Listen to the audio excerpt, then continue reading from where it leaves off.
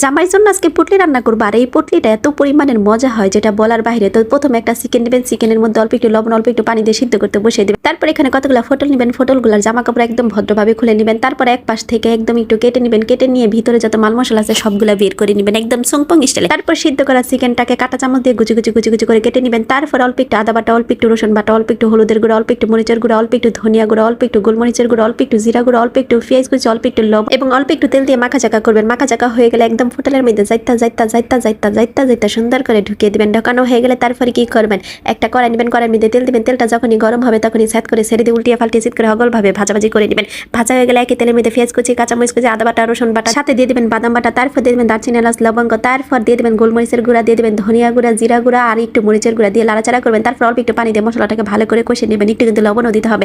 কষানো হয়ে গেলে ফোটলগুলো দিয়ে দিবেন, দিয়ে একদম লাড়াচাড়া করবেন। তারপর দিয়ে দিবেন 1 কাপ পরিমাণের দুধ। আর হ্যাঁ, নামানোর আগে ধনিয়া পাতা অবশ্যই দিবেন। তারপর গরম